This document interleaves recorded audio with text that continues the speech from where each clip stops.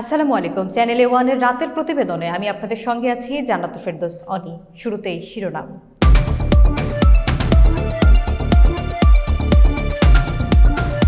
তেরখাদায় ভ্রাম্যমাণ আদালতের অভিযান, 2 বেকারি মালিককে জরিমানা।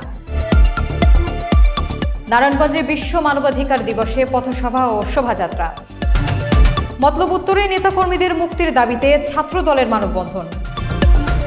গাজীপুরে পূর্বশত্রুতার জেরে হামলা, আহত 2 জন, থানায় অভিযোগ, পুলিশ ব্যবস্থা নেবে।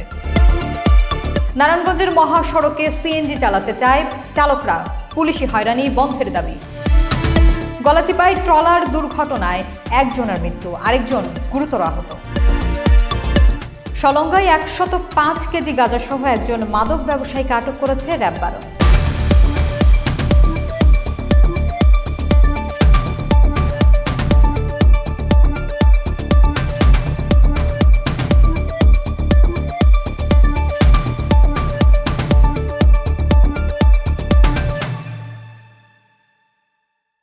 এতক্ষণ শুনলেন শিরোনাম, এবারে বিস্তারিত। খুলনার তেরখাদায় ভ্রাম্যমাণ আদালতের অভিযান, অস্বাস্থ্যকর পরিবেশে খাদ্য সামগ্রী তৈরির অভিযোগে 2 বেকারি মালিককে জরিমানা করা হয়েছে। রাসেল আহমেদের প্রতিবেদন। খুলনা তেরখাদায় ভ্রাম্যমাণ আদালত অভিযান চালিয়ে 2 বেকারি মালিককে জরিমানা করেছেন। সোমবার উপজেলা সহকারী কমিশনার আখি শেখ ভোক্তা সংরক্ষণ অধিকার আইনের আওতায় এই জরিমানা আদায় করেন। অভিযানকালে কাটেঙ্গা বাজারের পাশে অবস্থিত মামুন বেকারিকে 5,000 টাকা এবং তেরখাদা বাজারের কাছে অপু সাহার বেকারিকে 15,000 টাকা জরিমানা করা হয়। এ সময় উপস্থিত ছিলেন ভোক্তা অধিকার সংরক্ষণ অধিদপ্তরের এডি মোহাম্মদ ওয়ালিদ বিন হাবিব, মোবাইল কোর্টের পেশকার মোহাম্মদ সোহেল রানা এবং আইন শৃঙ্খলা বাহিনীর সদস্যরা। অভিযানে খবর পেয়ে অন্য দোকানিরা দোকান বন্ধ করে দ্রুত পালিয়ে যায়। এদিকে নোংরা পরিবেশে খাবার তৈরি এবং ভেজাল বিরোধী অভিযান অব্যাহত রাখার দাবি জানিয়েছেন স্থানীয় সচেতন মহল। এই ধরনের অভিযানগুলোর মাধ্যমে ভোক্তা অধিকার রক্ষা এবং খাদ্য নিরাপত্তা নিশ্চিত করতে সরকার দৃঢ় পদক্ষেপ গ্রহণ করেছে। মব মধ্যস্থভোগী নির্মূল এবং জনবান্ধব রাজনীতির দাবিকে প্রতিপাদ্য করে নারায়ণগঞ্জে হিউম্যান এইড ইন্টারন্যাশনাল উদ্যোগে ৭৬তম বিশ্ব মানবাধিকার দিবস পালিত হয়েছে। সাদ্দাম হোসেন মুন্নার তথ্যচিত্রে দেখুন বিস্তারিত। মঙ্গলবার সকাল 9টায় নারায়ণগঞ্জ শহীদ জিয়া হলের সামনে বিশ্ব মানবাধিকার দিবস উপলক্ষে শোভাযাত্রা বের হয়ে 2 নম্বর রেল গেট হয়ে শহীদ মিনারে আলোচনা সভা অনুষ্ঠিত হয়। উক্ত আয়োজনে সভাপতিত্ব করেন হিউম্যান এইড ইন্টারন্যাশনাল নারায়ণগঞ্জের সভাপতি অ্যাডভোকেট শহীদুল ইসলাম টিটু। সাধারণ সম্পাদক এস.এম. জহিরুল ইসলাম বিদ্যুতের সঞ্চালনায় অনুষ্ঠানে আলোচনার সভায় বক্তৃতা দেন নারায়ণগঞ্জ জেলা ট্রাফিক ইনচার্জ এম.এ. করিম সহ সহসভাপতি মনিরুল ইসলাম, সাংগঠনিক সম্পাদক সোহেল, সহ সাংগঠনিক সম্পাদক নূরে আলম আকন্দ, সহ আন্তর্জাতিক বিষয়ক সম্পাদক মোহাম্মদ খোরশেদ আলম, নারী ও শিশু বিষয়ক সম্পাদক অ্যাডভোকেট মাসুদা বেগম শম্পা, শিশু ও নারী বিষয়ক সম্পাদক হোসনে আরা, মানবাধিকার কর্মী ঝর্ণা রানী, সোহেল, ফিরোজ, এম.এ. কাশেম সহ অন্যান্য নেতৃবৃন্দ। বাংলাদেশ সহ সারা বিশ্বে পালিত হচ্ছে মানবাধিকার দিবস। মানবাধিকার প্রতিষ্ঠা করে আমাদেরকে আমরা ট্যাক্স দেই, ব্যাট দেই, রাষ্ট্র আমাদের কি অধিকার নিশ্চিত করবে। চাঁদপুরের মতলব উত্তরে আন্তর্জাতিক মানবাধিকার দিবস উপলক্ষে পতিত সরকারের আমলে গুম খুনের শিকার ছাত্রদলের সব নেতাকর্মী এবং নাগরিকের মুক্তির দাবিতে মানববন্ধন করেছেন ছাত্রদলের নেতাকর্মীরা। বিস্তারিত থাকছে মনিরুল ইসলাম মনিরের প্রতিবেদনে। মঙ্গলবার সকালে উপজেলার ছ্যাঙ্গারচর সরকারি ডিগ্রি কলেজের সামনে মানববন্ধন কর্মসূচি অনুষ্ঠিত হয়। মানববন্ধনে আওয়ামী লীগ ও আইন শৃঙ্খলা রক্ষাকারী বাহিনীর হাতে নির্মম হত্যাকাণ্ড এবং নির্যাতনের শিকার ছাত্রদলের নেতাকর্মীদের নিপীড়নের ঘটনার বিচারের দাবিও জানান তারা। মানববন্ধনে বক্তব্য রাখেন মতলব উত্তর উপজেলা ছাত্রদলের আহ্বায়ক নুরুল হুদা ফয়েজি, সদস্য সচিব জয়নাল আবেদিন পিনু, ছ্যাঙ্গারচর পৌর ছাত্রদলের সভাপতি শাকিল খান, সদস্য সচিব ফরহাদ, ছ্যাঙ্গারচর সরকারি ডিগ্রি কলেজ ছাত্রদলের আহ্বায়ক আব্দুর রহমান মুন্না সহ আরও অনেকে। এ সময় উপজেলা ছাত্রদলের সদস্য রনি পাটোয়ারি, মোহাম্মদ শান্ত, কলাকান্দা ইউনিয়ন ছাত্রদলের আহ্বায়ক আব্দুর খায়ের রানা, শাটনল ইউনিয়ন ছাত্রদলের আহ্বায়ক নাদিম প্রধান, মোহনপুর ইউনিয়ন ছাত্রদলের সাধারণ সম্পাদক সাদ্দাম হোসেন, কলাকান্দা ইউনিয়ন ছাত্রদলের যুগ্ম আহ্বায়ক শুভ, নাহিদ সহ আরও অনেকে। এ সময় বক্তারা বলেন, বিগত ফ্যাসিস্ট সরকারের 15 বছরের দুঃশাসন, গুম খুনের রাজনীতি বাংলাদেশ থেকে বিদায় নিয়েছে। এই ধারা থেকে বের হয়ে নতুন বাংলাদেশে মানুষের মৌলিক অধিকার নিশ্চিতে এ কাজ করে যাবে বলে আমরা আশা করছি। বাংলাদেশ জাতীয়তাবাদী দলের 1,500-এরও বেশি নেতাকর্মী ফ্যাসিস্ট সরকারের গুম ও খুনের শিকার হয়েছেন। অবিলম্বে সরকারকে সুষ্ঠু বিচার নিশ্চিত করতে হবে। বক্তারা আরও বলেন, বাংলাদেশ জাতীয়তাবাদী ছাত্রদল প্রতি বছরের মতো বিশ্ব মানবাধিকার দিবস পালন করেছে। আমরা দীর্ঘদিনের গুম খুনের রাজনীতি থেকে বের হতে পেরেছি। গত স্বৈরাচার সরকার আওয়ামী লীগ ও এর বসানো আইন শৃঙ্খলা রক্ষাকারী বাহিনীর হাতে নির্মম হত্যাকাণ্ড এবং নির্যাতনের শিকার ছাত্রদলের নেতাকর্মীদের ন্যায্য বিচার নিশ্চিত করতে অন্তর্বর্তীকালীন সরকারকে আহ্বান জানাই। গাজীপুরের কাশিমপুরে পূর্ব শত্রুতার জেরে সন্ত্রাসী হামলায় 2 ব্যক্তি গুরুতর আহত হয়েছেন। হামলার ঘটনায় থানায় অভিযোগ দায়ের করা হলেও পুলিশ এখনও কোনো পদক্ষেপ নেয়নি। মোত্তাসিম শিকদার রাজীবের প্রতিবেদনে দেখুন বিস্তারিত। গাজীপুরের কাশিমপুরের জিতার মোড়ের আমব্রেলা শপিং সেন্টারের এলাকা পূর্ব শত্রুতার জেরে গতকাল রাতে সাআদ ওরফে রায়হান এবং আতিক হোসেন নামের 2 ব্যক্তির ওপর হামলা চালায় স্থানীয় হজরত বাহিনী নামক একটি সন্ত্রাসী দল। প্রত্যক্ষদর্শীদের মতে তারা অফিস থেকে বাসায় ফেরার পথে সন্ত্রাসী দল দেশীয় অস্ত্র দিয়ে তাদের ওপর অতর্কিত হামলা চালায়। এ হামলায় রায়হান ও আতিক হোসেনের শরীরে বিভিন্ন স্থানে গুরুতর আঘাতপ্রাপ্ত হয়ে রক্তাক্ত এবং নীলাফুলা হয়ে পড়েন। তাদের চিৎকারে স্থানীয়রা এগিয়ে এসে সন্ত্রাসীদের প্রতিরোধ করে। এক পর্যায়ে হামলাকারীরা পালিয়ে যায় এবং এ ঘটনায় আহতদের স্থানীয় শহীদ তাজউদ্দিন আহমদ কলেজ হাসপাতালে ভর্তি করা হয়।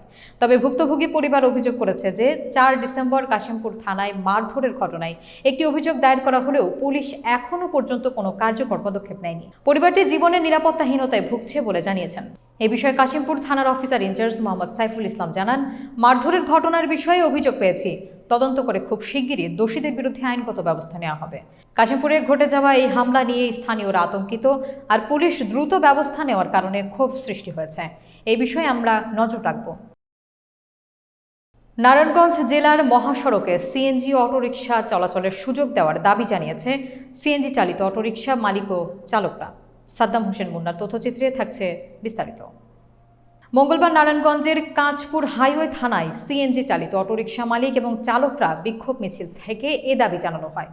শেখ রিপন বলেন, আমরা মালিক ও চালকরা দীর্ঘ সময় পরিশ্রম করার পরও অন্ন বস্ত্র সহ ছেলে মেয়েদের শিক্ষার খরচ চালানোর পর মাস শেষে ঘর ভাড়া একসাথে দেওয়া দায়। পরিবারের কেউ অসুস্থ হলে চিকিৎসার ব্যবস্থা করতে পারি না।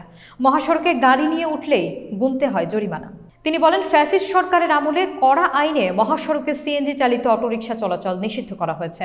ওই সরকারের আমলে এই কালো আইন বিলুপ্ত করে মহাসড়কে সিএনজি চালিত অটোরিকশা চলাচল করতে দিতে হবে। কোনো মামলা দিয়ে হয়রানি করা যাবে না। এ সময় গাজীপুর হাইওয়ে পুলিশের গাজীপুর রিজিয়নের সহকারী police super Zahidur Rahman Chowdhury, Shimrail highway police camp in charge Abu Naim Siddiqui CNG চালিত অটোরিকশার মালিক ও চালকদের অভিযোগ শোনেন এবং তাদের দাবির বিষয়ে ঊর্ধ্বতন কর্তৃপক্ষের সাথে কথা বলবেন। তাৎক্ষণিক চালকদের উল্টো পথে গাড়ি না চালানোর জন্য বলা হয়। এ সময় মোহাম্মদ কবির হোসেন, সুরজ আলী, ইব্রাহিম, জাকির সহ মালিক ও চালকরা উপস্থিত ছিলেন। প্রতিনিধিগণ আসছিলেন, ওনাদের দাবি দেওয়া হলো, ওনাদেরকে স্যার ব্রিফ করছেন যে এটা উল্টো পথে কোনোভাবে যেন কোনো গাড়ি চালাতে না পারে, যে কোনো ধরনের যানবাহন উল্টো পথে যেন না আসে, আর তারা মহাসড়কের উপরে যত্রতত্র পার্কিং করে যেন বিশৃঙ্খলা সৃষ্টি না করে, আর এই যানবাহনে যে সমস্ত গাড়ির নাম্বার আছে তারা যেন নাম্বারগুলি গাড়ি চালাতে না পারে, সেগুলো এই সমস্ত গাড়িতে অনেক সময় রাতে চুরি ছিনতাইয়ের মতো ঘটনা ঘটে। পটুয়াখালীর গলাচিপা উপজেলায় ট্রলার দুর্ঘটনায় মিরাজ নামের একজনের মৃত্যু হয়েছে। এই ঘটনায় আরেক ব্যক্তি গুরুতর আহত হয়েছেন। পলাশ হালদারের তথ্যচিত্রে দেখুন বিস্তারিত। পটুয়াখালীর গলাচিপা উপজেলার রতনদী তালতলী ইউনিয়নের উলানিয়া বাজার সংলগ্ন আবাসন এলাকায় গতকাল দুপুর 2টার দিকে একটি ট্রলার দুর্ঘটনা ঘটে। ঘটনাস্থলে মিরাজ নামে এক ব্যক্তি নিহত হন। মৃত ব্যক্তির বাড়ি একই ইউনিয়নের 3 নম্বর ওয়ার্ডের নিম হাওলা এলাকায় এবং তিনি জাফর হাওলাদারের ছেলে। এছাড়াও একই এলাকার আলম শিকদারের ছেলে হাসান শিকদার গুরুতর আহত হন। স্থানীয়দের কাছ থেকে জানা গিয়েছে, নিহত মিরাজ এবং আহত হাসান শিকদার দীর্ঘদিন ধরে ট্রলার যোগে বিভিন্ন চর থেকে মাছ কিনে উলানিয়া বাজারের আড়তদারে বিক্রি করতেন। দুর্ঘটনার পর স্থানীয়রা হাসান শিকদারকে উদ্ধার করে গলাচিপা হাসপাতালে নিয়ে যান। সেখানে তার চিকিৎসা চলছে। গলাচিপা থানা পুলিশ ঘটনাস্থল পৌঁছে নিহত ব্যক্তির লাশ উদ্ধার করেছে। গলাচিপায় এই ট্রলার দুর্ঘটনার পর এলাকায় শোকের ছায়া নেমে এসেছে। দুর্ঘটনার কারণ সম্পর্কে আরও তদন্ত চলছে। উলানিয়া বাজারে বিক্রি করে, আজকে মাছ বিক্রি করে বাড়ি ফেরার পথে এই উলানিয়া লঞ্চ ঘাটের এখানে তার ট্রলারে হয়তোবা আমরা অনুমান করতেছি যান্ত্রিক কোনো ত্রুটি অথবা নিচে পানি পরিষ্কার করতে গেলে তার শরীরে থাকা পোশাক, এই কাপড় চোপড়, এটা মেশিনের শ্যাপের সাথে প্যাঁচ লেগে সে ওখানেই নিহত হয়েছে এবং তার দেহ থেকে মাথাটা বিচ্ছিন্ন হয়ে গেছে। পাশাপাশি ওপরে এটা প্রথম দেখে তার সহযোগী ব্যবসায়ী হাসান, সেও তাকে এই অবস্থা দেখেই সে অজ্ঞান হয়ে যায়। আমরা ভিকটিম মৃত মিরাজকে উদ্ধার করেছি। আর তার সহযোগী ব্যবসায়ী হাসান, সেও প্রাথমিক চিকিৎসার জন্য তাকে হসপিটালে প্রেরণ করা হয়েছে। সিরাজগঞ্জের শলঙ্কায় 105 কেজি গাঁজা সহ একজন শীর্ষ মাদক ব্যবসায়ীকে আটক করেছে র্যাব 12 এর সদস্যরা। বিস্তারিত থাকছে আব্দুল খালেকের প্রতিবেদনে। মঙ্গলবার ভোরে র্যাবের একটি চৌকস অভিযানিক দল গোপন সংবাদের ভিত্তিতে সিরাজগঞ্জের পঞ্চসারটিয়া সরকারি প্রাথমিক বিদ্যালয়ের সামনে অভিযান পরিচালনা করে একটি প্রাইভেট কারের তল্লাশি চালিয়ে 105 কেজি গাঁজা সহ নুরুজ্জামানকে আটক করে এবং মাদক বিক্রয়ের কাজে ব্যবহৃত একটি প্রাইভেট কার জব্দ করে। মঙ্গলবার বিকালে র্যাব 12 এর সদর কোম্পানি কমান্ডার দীপঙ্কর ঘোষ এক প্রেস ব্রিফিংয়ের মাধ্যমে এ তথ্য জানান। আটককৃত নুরুজ্জামান মাগুরা জেলার শ্রীপুর থানার হরিন্দিপুর গ্রামের মৃত নূর হোসেনের ছেলে।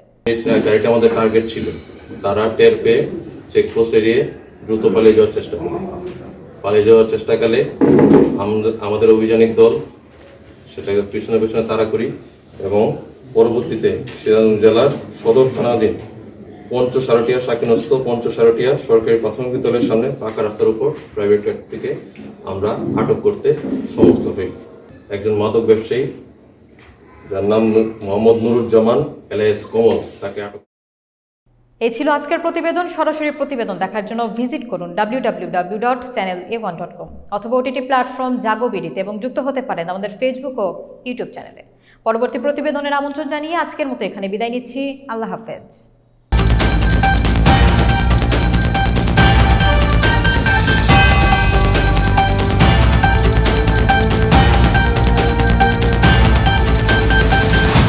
চ্যানেল A1 হৃদয়ের স্পন্দন।